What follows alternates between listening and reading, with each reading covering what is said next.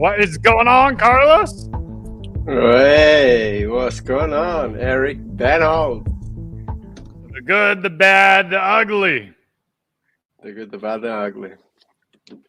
I feel like That's it's the story of my audio and video settings that I've been working on for the past half an hour. It's been the good, the bad, and the ugly. So, I think that's because you're too perfectionist. well, But okay. I was gonna wear my cowboy hat, by the way. I had the poncho. I didn't like the poncho, so I took it off. But and then I thought, well, I can't get the cowboy hat and these headphones in, so I put the cowboy hat back. But yeah, good, the bad, and the ugly. Such a good movie. It's still like 100 degrees here in Austin, and I'm not wearing that poncho. It is just way too. And I wore my cowboy hat yesterday, but I'm having a great hair day today. So when I have a good hair day, you don't really want to cover it up. You just kind of want to let it flow. What we got here, Jenna? Little surprise guest. I know that was so fast that I didn't even see. But he can't be my 5-month-old baby, so it has to be Jenna. I don't think he knows how to open doors yet. Yeah. Your hair is looking a little messy. Did you wake up from a 50-minute nap? Yes, I did. Yes, I just had a nap. So I went upstairs pretty much after our last conversation, and I didn't go upstairs. I just went to the living room and I sat with Jen and the baby, blah, blah, blah. And then all of a sudden, apparently, I was just. So, and then Jenna woke me up. Yeah, it's like 6 o'clock. Are you going to have trouble sleeping tonight? No. I've been sleeping all right. I think I got a cold because last night I was really cold. I'm sleeping in a separate room at the moment because of these. So Friday I'm gonna take the stitches out and stuff. Or something with it? Like, why do you? No, I just have a cushion, like a pillow on each side, and if I'm sleeping like this, and I just have my hand like that. And if I'm sleeping on the other side, like on the side, I just have my hand on the other cushion anyway. Because they told me to keep it straight. I don't want to mess out. I'm afraid that last time maybe I was the cause of not feeling so good. So yeah, I'm trying to be a little bit more careful this time. It's been hurting me the last 3 days, which is worrying because I stopped taking medication last Friday. But the last 3 days has been hurting me more than it should, and I'm not taking any medication, so it's worrying. Anyway, hopefully we'll be fine. Yeah. I'm in a different bedroom. It's quite peaceful to be honest. At the moment. Dude, this is a bit of a tangent. But like my boy, he's 4 years old. He cannot sleep through the night. Like he's waking up multiple times throughout the night, and then he'll come into our room and wake us up. And then we had him. Anne's a softie at heart, so she hears a kid in need, and then she helps that kid out. And she'll go. She's not helping him learn to go back on his own. Yeah. So. Yeah, I think that's kind of a little bit what we're doing right now. So obviously, Klaus is way older than River. But I think we're making that mistake a little bit because every time he cries and stuff, we just grab him and stuff. We don't let him self-soothe. And I think he needs to learn to self-soothe. So we were actually having this conversation. He's still young, though. Yesterday. Like he's only 5 months old, so like. Yeah. But you got to train them young. Yeah. So we've been also talking that we have, luckily we have friends that are in like sort of different and same time having babies. like situations. So there's a friend that she said how much she trained the sleep pattern with her kid at the same age, 5, and so on. Is now I think almost a year.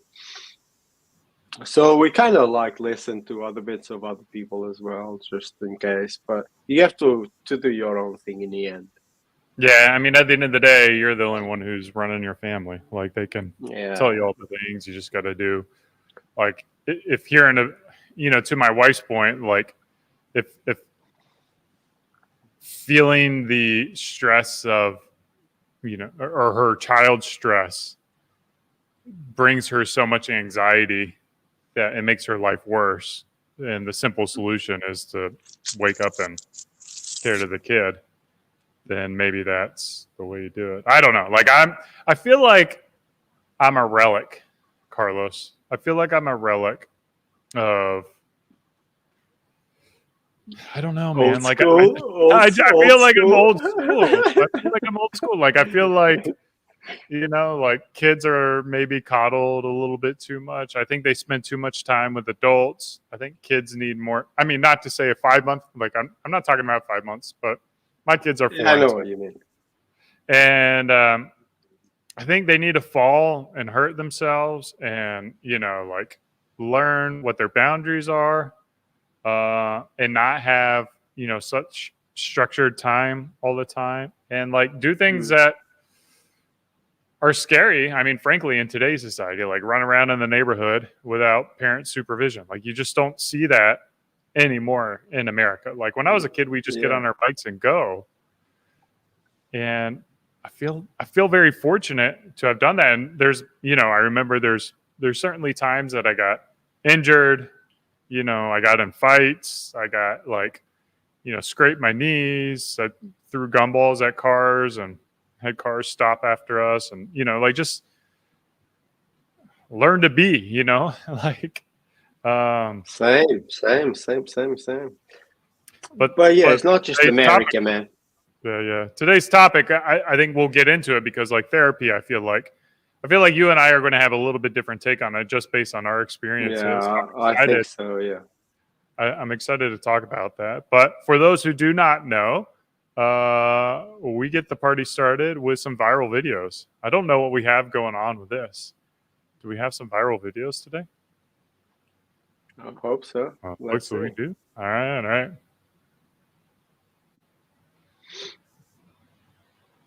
So the first major thing I learned in therapy that changed my life was that I had a sex addiction.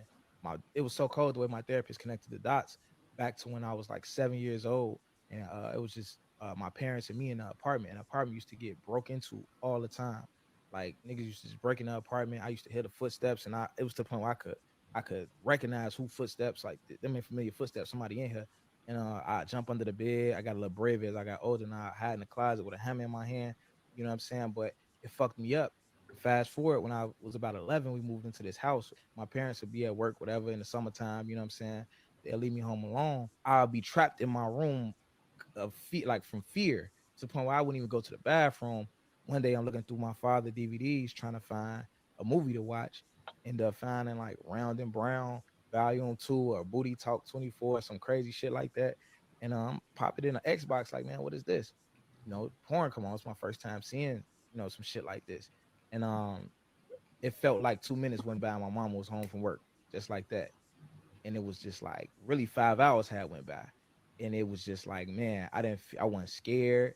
I didn't feel no anxiety. I felt completely comfortable and the time flew by. So from that day on, I was addicted to the shit. It was like, and it wasn't about like masturbating. Of course, I'm horny and watching shit. I'm a kid, all this ass bouncing, of course. But it was like, it wasn't about none of that. It was really about the companionship of these DVDs are like making me feel safe. Like this stuff is making me, feel confident and cool and just relaxed in this house where I feel like extreme anxiety. You know what I'm saying? So I carried that into adulthood to the point where it went from DVDs to actual women. And the difference is like, that DVD can't get attached to me. You don't have feelings and emotions. These women do. So that was the problem about, what I'm saying, with what I was doing. I was in this relationship and we was dating. We had this big argument. We broke up. About 6 months later, we started talking again. She went through my phone. She came to me like you had sex with 4 girls in 3 days. And I was like, fuck is you talking about? I don't got time as a grown man to be having sex with 4 chicks in 3 days. Like, what you talking about? So she like, nah, I went through your phone. You got the videos, the timestamps. You recorded all 4 of them.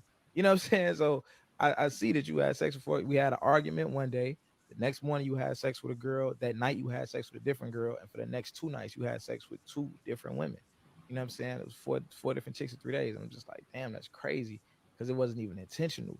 And it wasn't like I was trying to have sex with 4 different girls in 3 days. It was like when nighttime hit, I can't fall asleep with these negative emotions. I'm scrolling through my contacts and through Instagram trying to hit up whoever could come through, you know what I'm saying, to get me through the night so I don't have to deal with whatever anxiety I'm dealing with, whatever emotion I'm dealing with. I didn't know how to just sit alone and handle my own emotions. So that's what I ran to. You know what I'm saying? I've been doing this shit since I was 11 years old. Yeah, I mean that's. I think it's. I think he did a good job of telling this story, where it wasn't like porn was the cause of his issue. Like the cause of his issue was living in an unsafe house, and through like interactions with pornography, that became the outlet. It's like if he was in that same situation and then was going through the kitchen cabinet and grabbed his parents' beer or something and had a beer, then like would he have developed an alcohol addiction to that? Like I feel like that's a pretty interesting thing.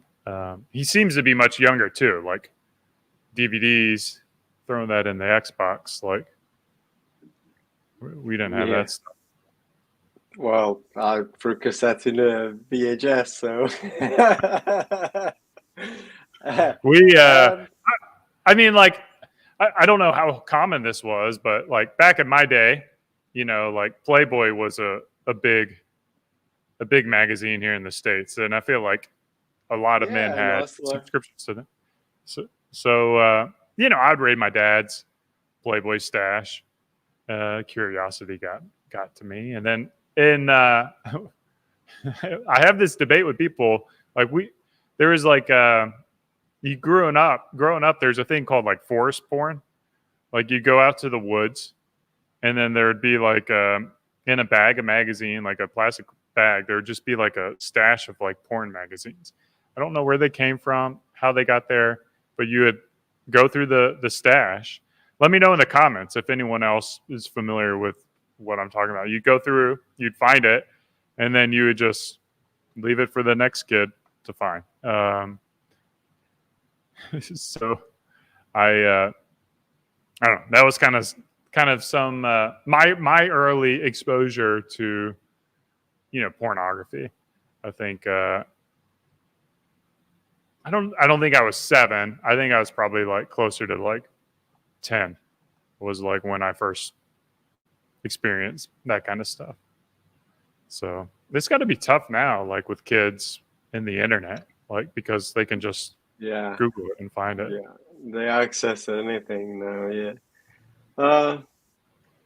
I mean, I'm a little bit different. I actually didn't get into all that quite late. I don't know why, but I had some sexual abuse when I was young, so maybe that's why. But yeah, I didn't get into porn until I was in my maybe 14, 15. And then I used to get, this is actually weird. So my parent, well, my mom and my stepdad, we lived in this apartment. So there's floors, and the guy, a floor down to mine, he was way older. And so I used to get this string and put a basket and just go down, and he used to put the VHS tapes there and he used to bring it up and watch it. So yeah. I mean, he would hook you up? He would hook you up? Like how old was he? He must have been my older brother's age, so he must have been 5 years older than me. Oh, okay. So he was like still a kid. Oh yeah. Like he used to sort everyone else out in the neighborhood. He was not like being an asshole. He was just like helping everyone out. Also, I don't think he was a little bit different. Let's put it that way. Yeah. There's like a big movement. He was never mean to me. He was never mean to me or anything. He was very into Bruce Lee, so we used to make all the noises. Sometimes going down the stairs, he used to make all the noises of Bruce Lee's movies. But apart from that, he was all right. There's Anyway. there's a movement like about no fap and like ending porn addiction. I do think it is something that a lot of guys and probably girls struggle with, and it's so taboo. Like you can't talk about it. Like you can't say, "Oh man, I watch porn every night to go to bed," or sex addiction. Like it's such a weird thing because it's like like sex seems to be so celebrated, like especially among men. It's like, oh man, you're out getting laid. Yeah. So it's like, how could that be perceived as a negative until as he puts it, is like DVDs don't get emotionally attached, but like the women he's sleeping with, he's damaging them as well, as he tries to work through his own stuff. So yeah, that was a great point, actually. Something that I agree with a lot. Yeah. I mean, look, I didn't have much porn of addiction, but I think I did have a bit of a sex addiction at some time, especially when I got sober, clean and sober. Dude, yeah, definitely. From the first few years, I was like, just hooking up all the time. 2-3 girls in a day, like no care. I didn't want to be in a relationship, was like one of the things. So I was just like hooking up all the time. That's why I started going on the first dating websites and apps that were back then. And I was just like, to the point that I don't even know how that works, because like do your standards just go like way down? Because like I don't for the know. life of me, like I was not able to find anyone who would sleep with me. Like, and I tried hard, like in college before I got married. It's like they're like, no, sorry, Eric. Oh, but before college, you're talking way, way back, man. I'm talking like early, like 2009 and 2010. Like, that's when I got out and I was living on my own. In those like 3 years before I got with Jenna, dude, it was insane. I didn't want to be in a relationship, but I was like involved all the time. I had girls ringing my bell at 4:00 in the morning when I was asleep, and I need to go to work about 8:00. So it was crazy. It was insane. I'm sure they have issues too. What's the next video? We got another good one. Let's see. All right. My top 7 signs of high functioning depression. Number 7, you wear the mask. You take care of important things, work, school, bills. On the outside, everything seems normal, but on the inside, you're feeling empty and numb. Number 6, endless exhaustion. No matter how hard you try, you're always running on low energy. Feels like an endless struggle, and it can be utterly exhausting. This can cause you to feel helpless, like you will never find energy again. Number 5, numbing habits. You find yourself mindlessly scrolling on social media, eating junk food, playing video games for hours. These behaviors might be your way of numbing your feelings of emptiness. Number 4, small irritations become major triggers. Negative events start to reinforce the belief that you're not enough. It's a slippery slope where even the smallest setbacks can feel extremely overwhelming. Number 3, persistent self-criticism. You're becoming your own worst critic, and you're finding yourself hard to give yourself a break. Every mistake feels like a personal failure. Number 2, lost pleasures. Activities that used to bring you pleasure and joy no longer do. It's like the color has faded from the things that used to light you up. Number 1, social isolation. You have been isolating yourself from your friends and family. 7 signs you're... You ever dealt with My top- depression? I think everyone has at some point in their life. Oh, I'd have to identify with all of those. I wouldn't say all of the same time, but in different stages. Yeah, I've isolated for sure. I also got irritated, and that's happened actually not long ago. To smaller shit. I was just constantly like just fighting it. I was like just all the time, just not agreeing, just like fighting. And to the point that it drove me crazy. I was like, what the fuck is happening to me? And I had to reset. Yeah, I definitely identify with all of them. But the thing is, some people do have them all at the same time. I think I had like most of them in the different stages of my life. Maybe that is a good thing, which helped me. Maybe I didn't go into a full depression like some of my friends and family that were bedridden and stuff with depression. Like proper isolation. I've had a day of isolation. Like there's a day that I don't want to see anyone, or I don't want to talk to anyone, or even my wife and shit like that. I've had those days that I just literally ask for space and lock myself in one of the rooms, and I just do that. I've had those days, but not from personal experience is what I'm saying, but for example, my mother, I've had days my mother just locked herself in a room and wouldn't come out, apart from she used the toilet. That was that. My mom suffered from bad depression. Another friend, a nurse friend, she was the same. She all of a sudden, like, she's such a nice, cheerful person all the time.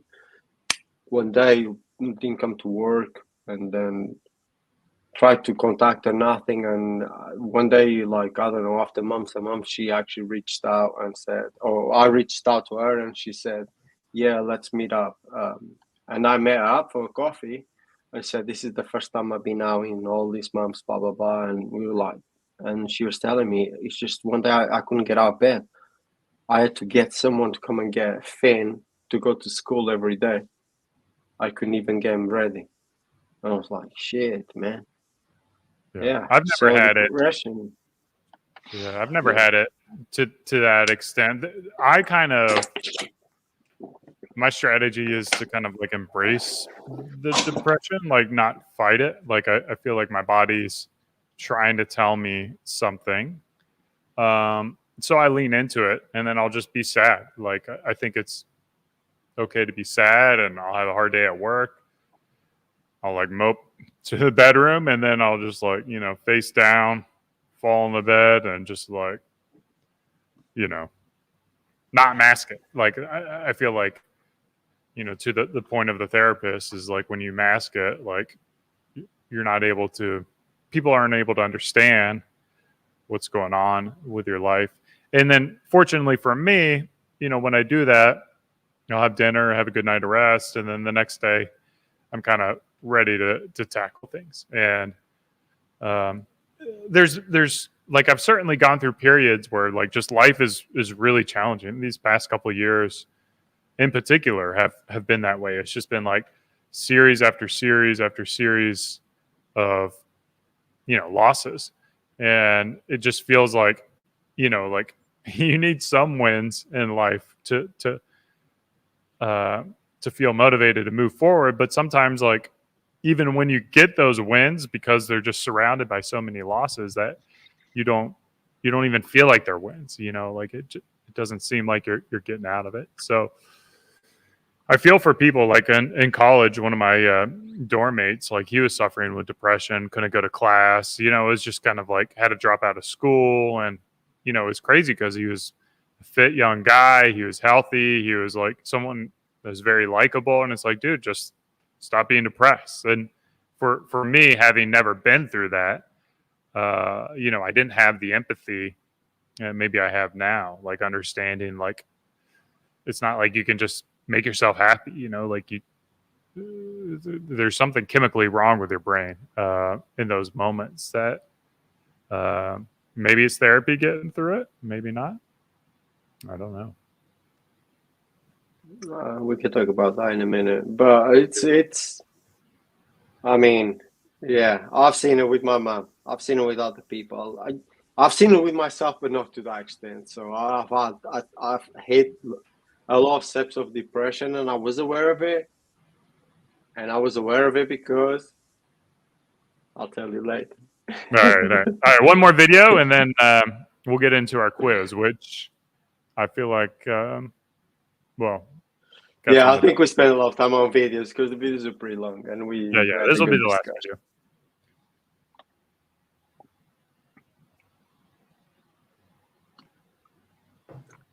Maybe not. Here we go. All right.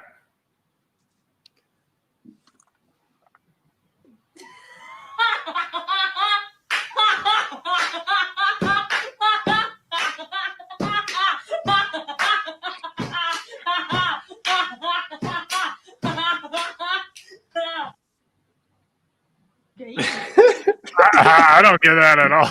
Do you get that? I'll play again. Are you gonna play that again? Come on. Do you get that? I don't get that. No, play I think play it again. You just made the. I don't know. Just play again.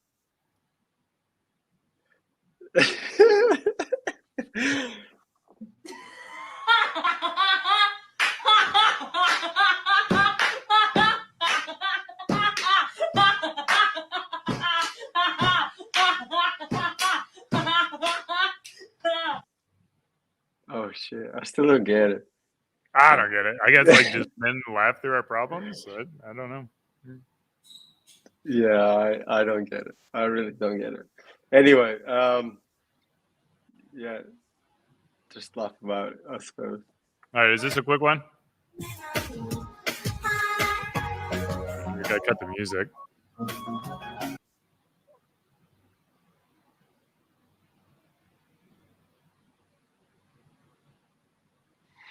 It's too fast. Yeah. Well, we're not ready. We're not TikTok creatures, Carlos. Too old for the Definitely game. not. Too old for the game. Too old for the game. I've been to a therapist a couple times. We'll talk about it. Let's get into the quiz section. Okay. What do you got for me? Who's going first? Is it me? Well, I'll be honest. So I didn't have a good quiz question. I don't think mine is that good. I was trying to get something funny, then I went very serious. All right. Well, let's see what you got, because I really don't have anything. Okay. Right. Give me your. Well, I have a top 5, but I think I'm just going to ask you the top 3 to make it simpler and easier. So, give me the top 3 types of therapists. I think I'll just leave it at that. I'm not even going to the rest of the question. Yeah, the top 3 types of therapists. Okay. I was going to ask you their specializations too, but let's just keep the. Well, I don't know these categories, but I'm just going to list off, and we'll see if we get straight. So there's cognitive behavior therapists. There's like talk therapist. There's sex therapist. There's dietary therapist. Those are the only ones I know. Okay. No. There's one more. Play therapist. What are the answers? I was thinking more like a clinical psychologist. Psychologist. Psychologist. That's it. Okay. a guy that specializes in mental health disorders and like depression, anxiety, PST, all that stuff. And then the other one, which is what I used to do, counseling psychologist, everyday stress, relationship issues, blah blah blah blah blah blah. And then a psychiatrist. That's number 3.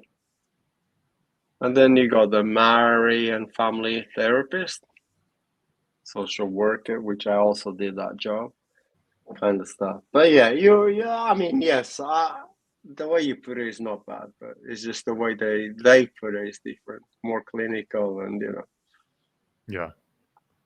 Go on. I did. You tell me a All right. question. So the question I asked is it's not really a quiz, so it's a simple question. I said, how many men go to therapy?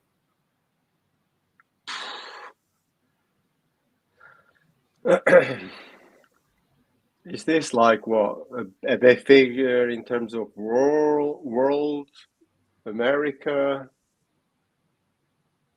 What did you search I mean, for? I would imagine. Let me hear. Not globally. I mean, not a lot. I don't think, because we have that thing. Men have that thing of,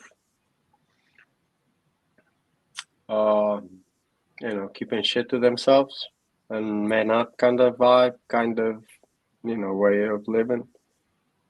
Just man up and bottle in. All right, globally or in America? Give me a percentage. In America. Give me a percentage. Nobody cares about anything outside of America. What the fuck? America's number one. I would say probably about 2%.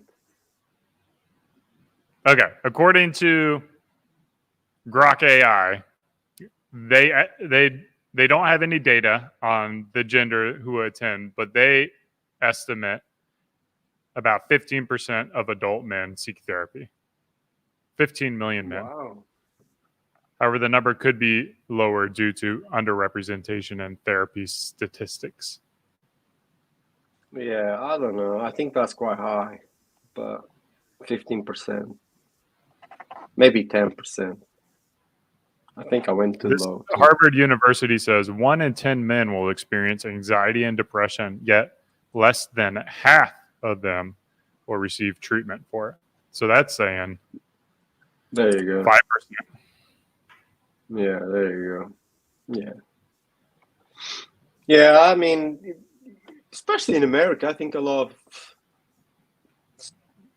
especially like maybe not so much this new generation, but the older generations, it's bottle a lot, man up, and carry on with life mentality. So I don't think they would seek a therapist and spend money on that sort of stuff. All right, so let's get into Beard Brand News, and then we'll get into our topic finally. We're doing all right on time, I suppose. What are we supposed to be? 35 minutes, yeah. All right, so I wanted to show you a picture on my phone. Let's pull it up. It's not me having a nap, is it? I took a picture of you sleeping. Called Jeanette.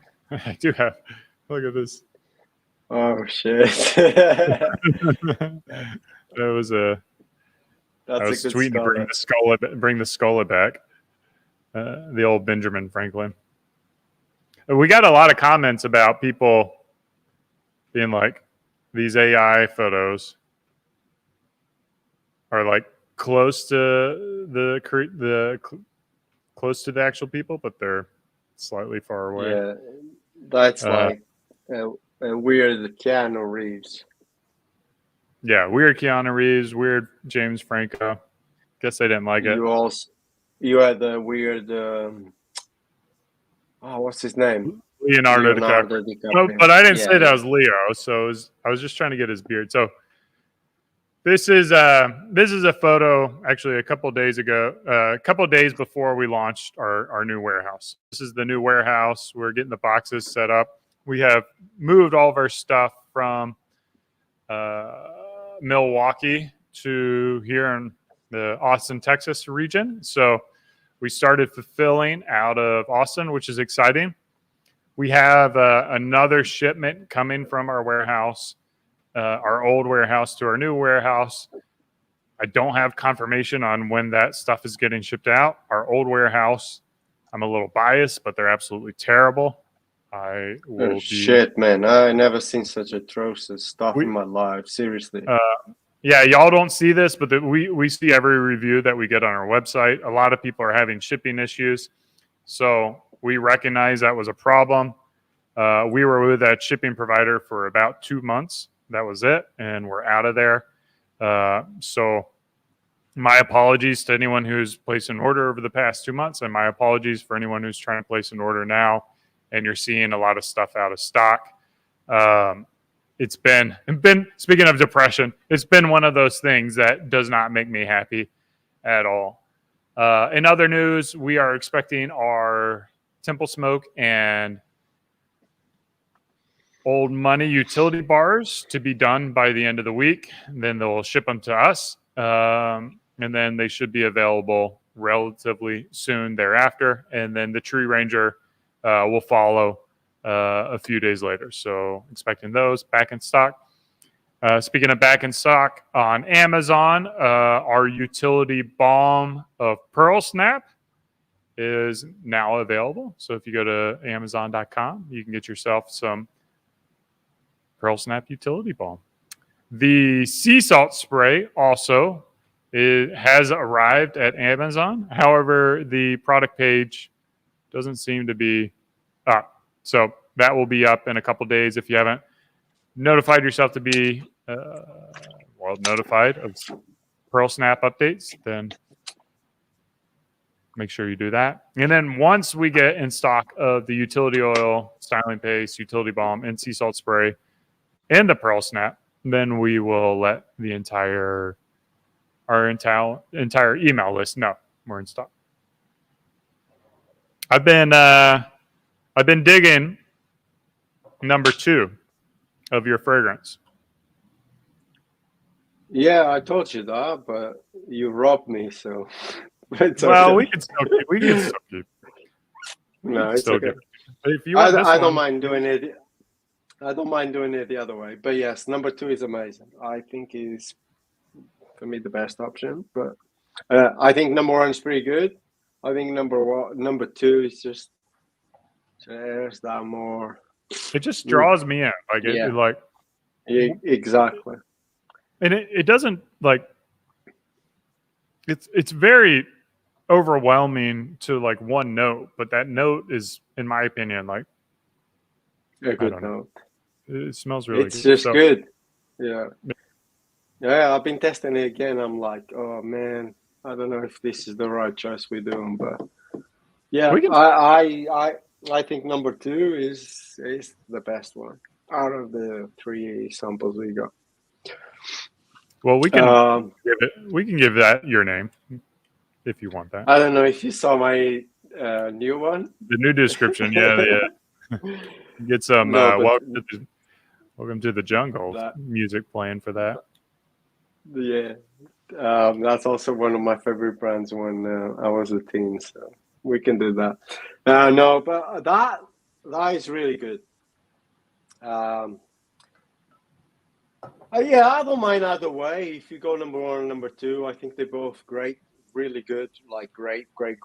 I just think number 2 is probably more relatable for everyone else.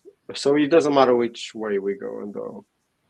But yeah, I think I'm excited once we get this out because I think everyone's gonna love it. It's so good.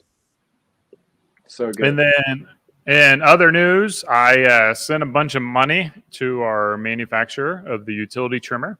So that is in the works as well. The utility trimmer, the Beard Brand utility trimmer is in production. Hopefully, I hate giving out dates with production.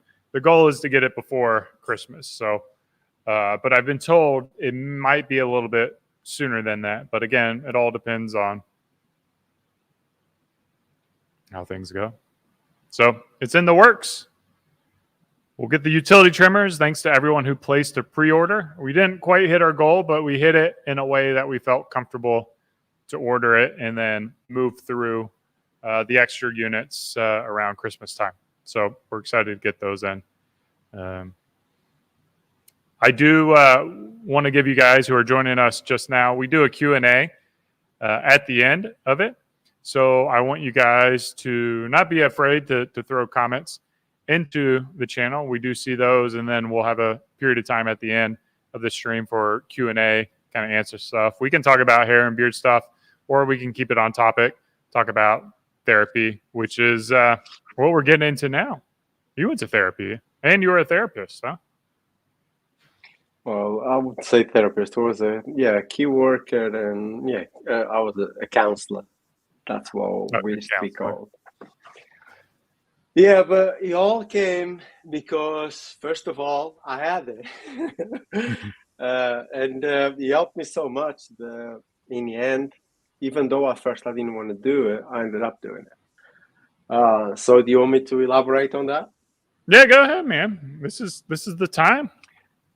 Okay, I do not want to take over the live stream once again, man. But well, I mean, if you want me to take it over, I'll take it over with okay. I think we have different opinions, so it would be good for both of us to get out there. What I would say is this. So obviously, I believe in therapy a lot, because it has helped me. As a drug addict, I went through therapy. So this might be a bit a bit of a controversy, what I'm going to say, and because I have friends in both areas, and I have one friend that uses both, which is weird. But I believe more in one-to-one therapy than I believe in, shall I say, men-specific groups? I'm going to say gender-specific groups, because, I mean, men-specific groups and women and whatever, like gender-specific groups. I believe more in one-to-one therapy than like men expressing themselves in a men's group. I don't think men can be fully vulnerable, like, for example, women can in a women's only group. I don't think men are fully vulnerable in a men's only group. I speak that for experience, by the way. That's why I'm saying it. Maybe it's just me, I don't know, but I don't think so. Or maybe it was the environment I was in when I experienced it. I don't know. I've not experienced it outside of that. I was in rehab when I experienced the men's only group and the mixed group. And yes, it was slightly better in the men's only group. I think men got a little bit more vulnerable, but I think there was a lot. I held back a lot, and I'm sure the other guys did too, which in a one-to-one counseling session, I just blah, blah, blah, everything just comes out. But I do believe you have to find the right therapist. You have to, there's someone that you just need to feel comfortable to let it all out, and not like, it's not about, because I've had therapy with people that were not the same person, and I wasn't comfortable. I wasn't comfortable in letting it all out. So it was just, I didn't feel totally safe. Let's put it that way. I think that's the way. There's not a connection. I think you have to feel the unique connection.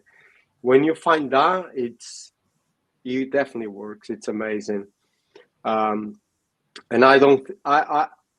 I've counseled people, and I can tell they don't feel comfortable. And I'm like, I don't think this guy should be, or this girl should be with me. I think they should move on to someone else.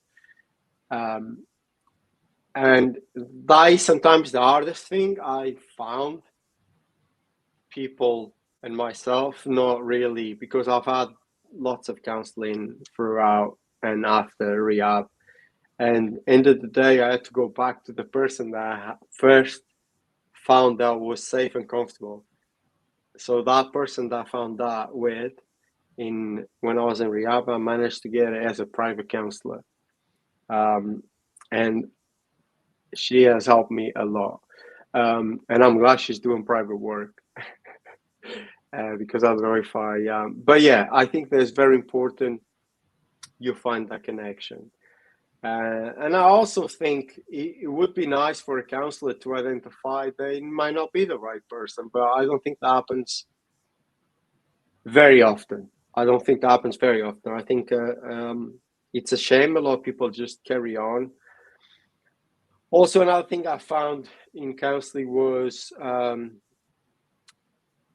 someone that is not allowed to prescribe you medication because they're not always thinking about this person needs to be medicated to go through whatever they are going through.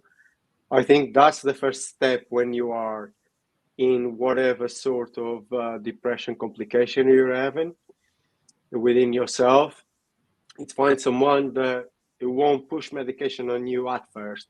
I'm not saying that might not needed in the future, but that person will help you figure it out once you identify everything, and that might be the option.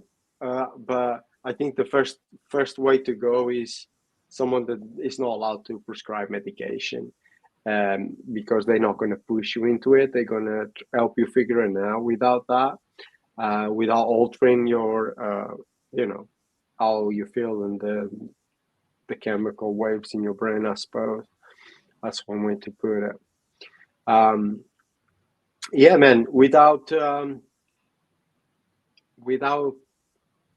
therapy, I wouldn't be here talking to you right now and all these people that are listening to us. I definitely wouldn't. I would be dead by now. Like, unfortunately, my older brother passed away because he never made it to this side of things like I have. So, yeah, which is a shame. He was just a few days about to get into, and he didn't make it. So I'm glad I did.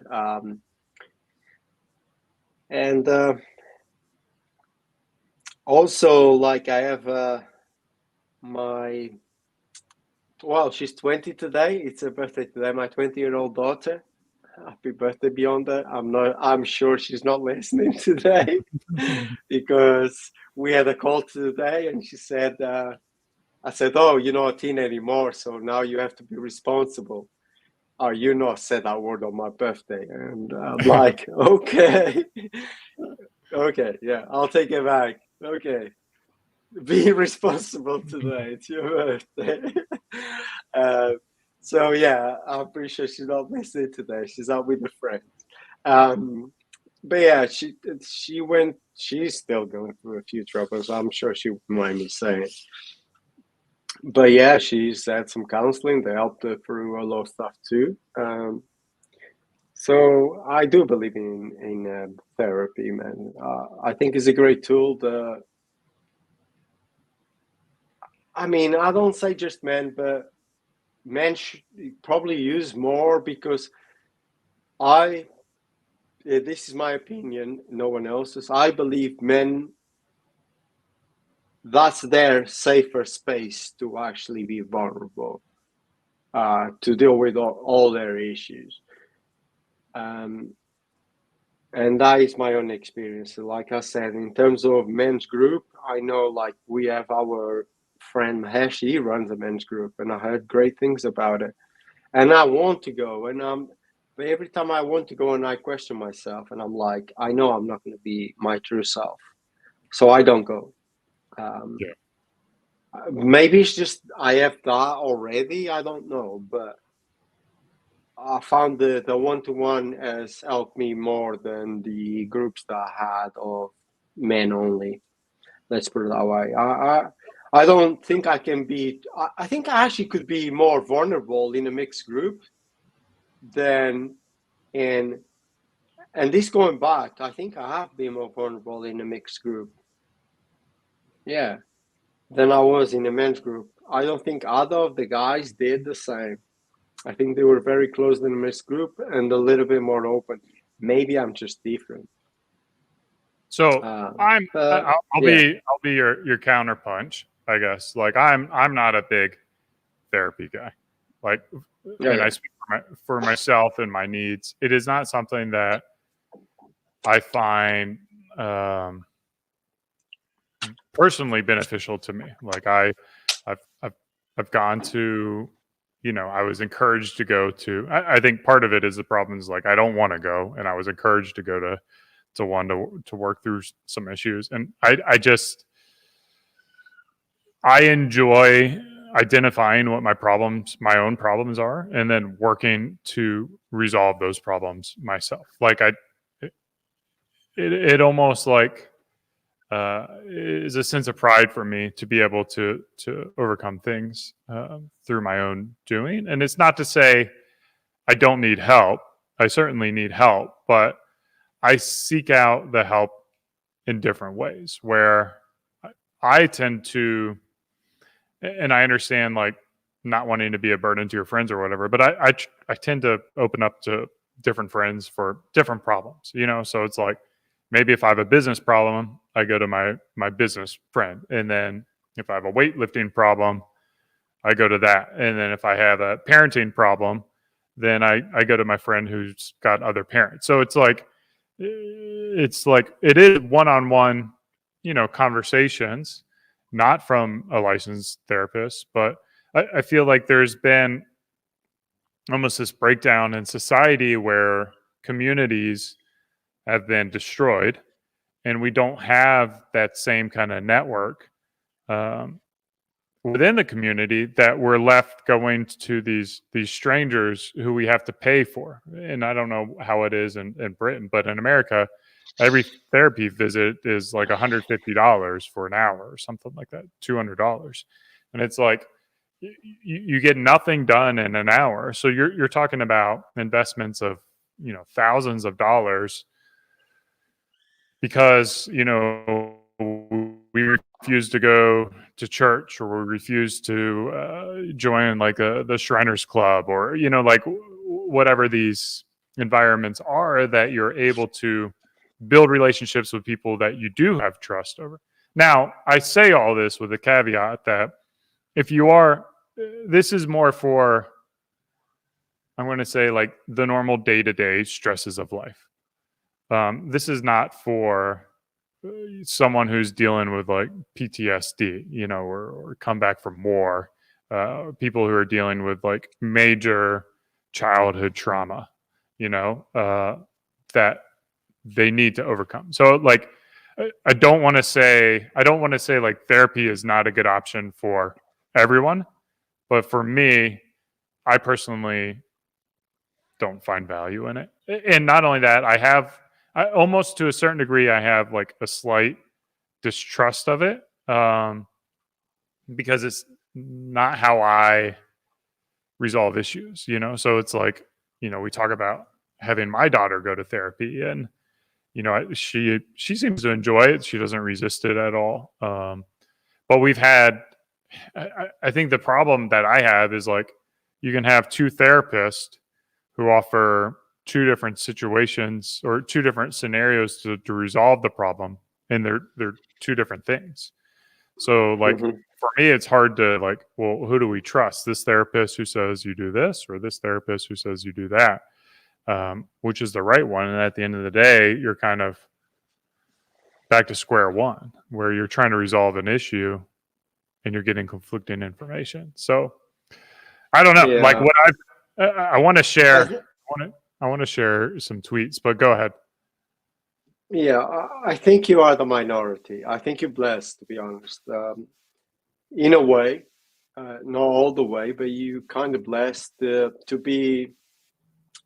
So I'm a little bit like you, but I agree with therapy. It's like I also take pride when I identify it, and I take care of it myself by either speak personally with a friend, or another person without being a therapist, and help me go through those issues. I've spoke to you about issues and you helped me through them, but I never knew about that until I had therapy in the first place. I didn't, but that's me. That's because maybe I lived a life very different than yours. My background is completely different than yours, so I'd be more, I don't know, maybe more stuck in addiction, let's put it that way. I didn't develop those. Yeah, I didn't develop those skills, but yeah, nowadays I have those skills. So hence why I don't have a therapist right now.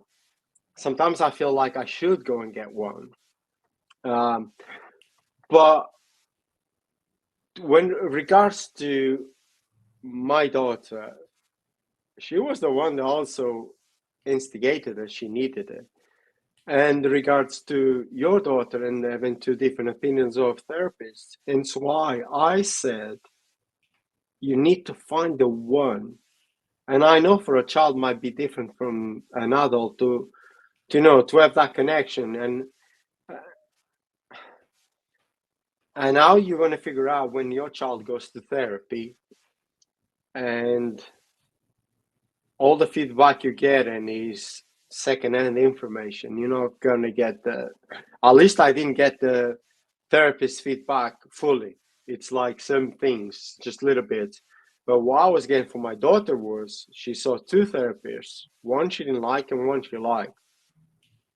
And one helped and she did get better. That's all I saw.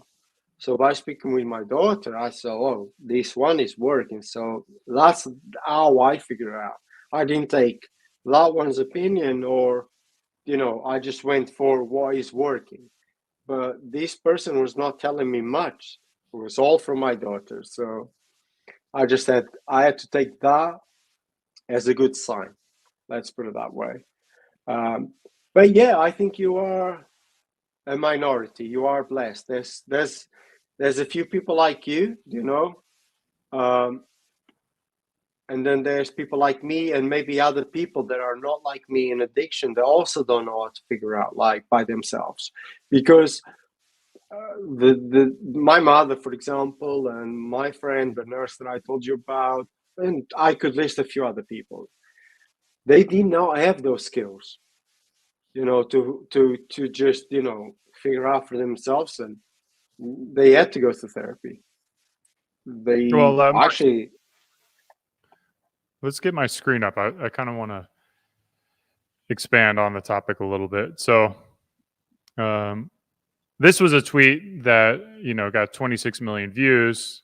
Someone's over here talking about men's mental health matters, and I agree with that point. Like, men's mental health does matter. Well, all mental health matters. Yeah. But I mean, like, our audience is men, so we focus on men clearly. And then, Denisha is talking about how, really it's men's fault. Like, they be creating safe spaces for themselves, pursuing therapy, creating community, instead, they're the problem. My take on this is another person who I follow is, Andy Swan kind of had a point to it. And he's like, what's happened is for a lot of men, like, those safe spaces have been taken away from men, like the cigar lounges, the pubs, the sporting leagues, poker rooms, Boy Scouts, like Boy Scouts used to be a all men's thing. And, a lot of these spaces have been taken away from us. And I feel like I strongly value I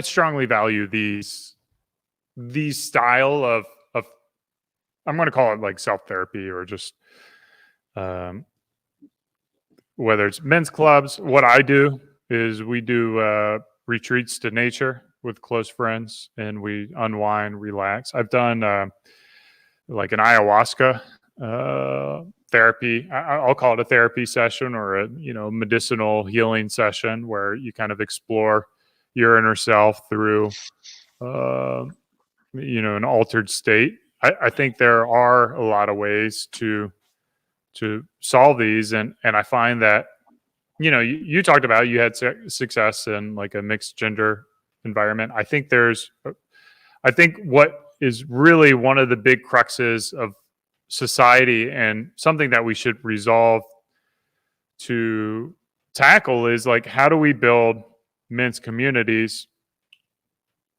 that do help us through the challenges we're facing?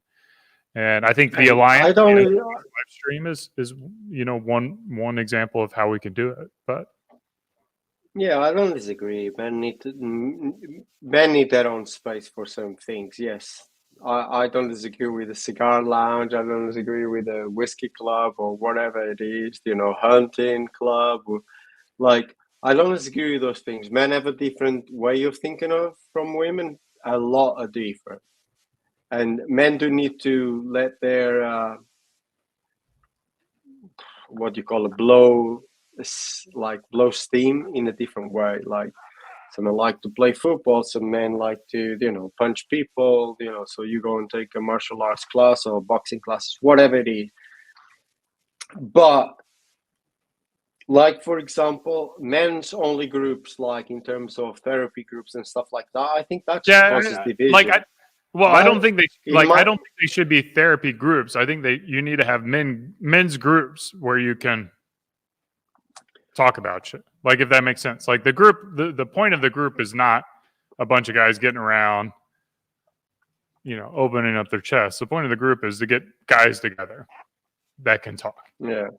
So it's like, it's almost like like if King of the Hill, and it's just like four dudes standing on the sidewalk drinking a beer and smoking a cigarette, and they're just like, yep,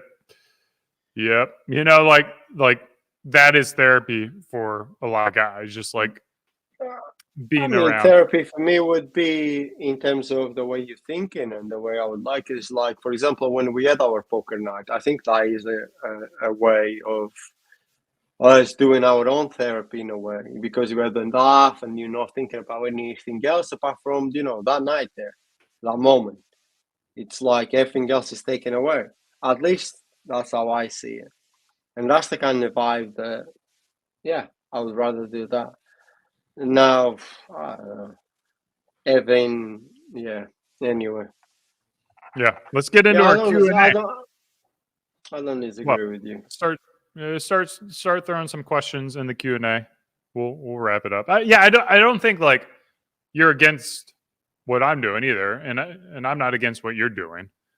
I do think there is, in America at least, just there's another book called Bad Therapy that kind of broaches on this. I think there's cognitive behavior therapy, where it's like identify the problem that you have and work to use therapy to resolve it. So it's almost like coaching. It's like that kind of therapy, I think, is very beneficial and very helpful.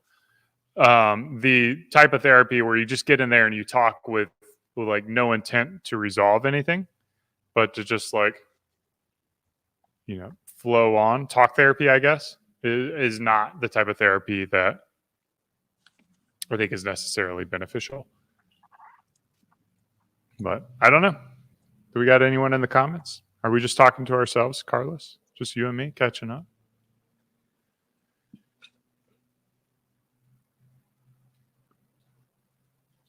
There we go. Anthony. Where are we going? Anthony Damon? Yeah.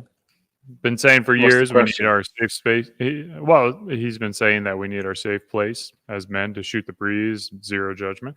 I like to be in a place where I can say politically incorrect things and not be canceled for it. Like, so not that I just want to go around saying politically incorrect things, but if you can do that, that means you can be vulnerable. That means you're in a safe space. Like you're around people who will love you no matter what. So it's like, I do like to a certain degree, like just push the limits of like what is comfortable to say, and